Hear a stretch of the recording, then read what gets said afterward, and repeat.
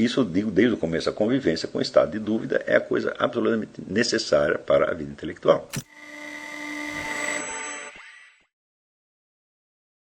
Viram que, por exemplo, se você levantar a discussão a respeito de algum ponto científico, por exemplo, vamos supor que você queira discutir a teoria da evolução, você sempre encontrará pessoas que apelarão à autoridade de uma ciência que elas desconhecem por completo. Não, isso é um fato científico. Eu digo, mas cadê o fato? Cadê a prova? As pessoas não são capazes de fornecer. Claro que sempre haverá alguém que, por ser um profissional da ciência, ele próprio produza um ou dois ou três argumentos que são cientificamente defensáveis em favor disso. Mas isso não acontece com a quase totalidade. Por exemplo, uma classe que eu conheço bem, que é os jornalistas brasileiros. Eu digo, quantos jornalistas brasileiros conhecem o problema de teoria da evolução a ponto de poder, pessoalmente, oferecer algum argumento substantivo? Praticamente nenhum. E, no entanto, todos têm certeza absoluta daquilo que estão dizendo. A certeza fundamentada, então, no apego à autoridade. Aquele problema da discussão da teoria da evolução, ultrapassa a sua capacidade de elaboração racional, então ele automaticamente transfere o centro decisório do seu pensamento racional para o de algum outro que para ele simboliza o pensamento racional. Muito bem, aqueles dentre nós que querem se tornar, vamos dizer, intelectuais dignos do nome, ou seja, as pessoas que se incumbem pessoalmente de levar a elaboração racional do problema até o último limite do que elas sejam capazes,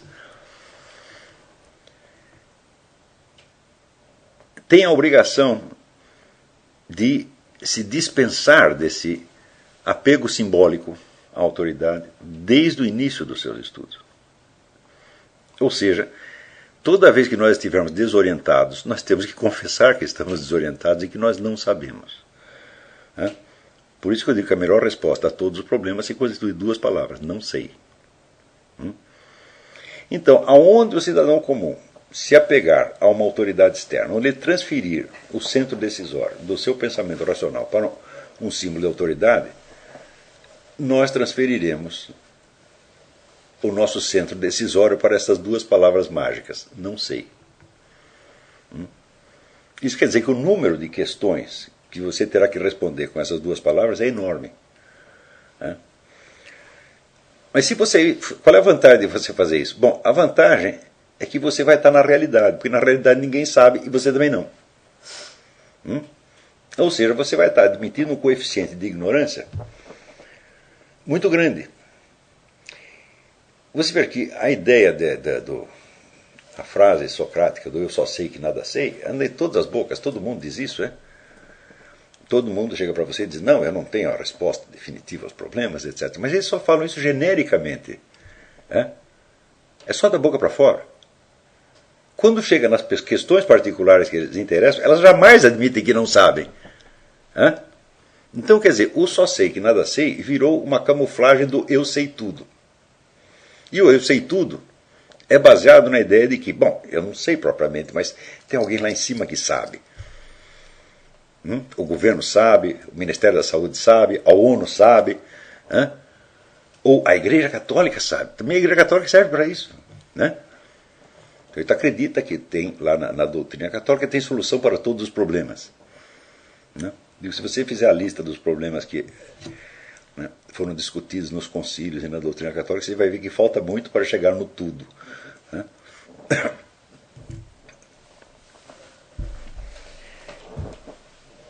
Então, esta capacidade, vamos dizer, de viver na consciência de ignorância, não, vamos dizer, na mera proclamação genérica e vazia, oca de ignorância, mas de ter uma ignorância determinada, quer dizer, aqui está determinada a questão, eu não sei quais são os fundamentos dela, eu não sei como resolvê-la, não tenho a menor ideia de como se trata isso. E se eu fosse procurar as supostas autoridades que concederam tempo a este problema e que tentaram elaborá-lo, muito provavelmente elas também não sabem.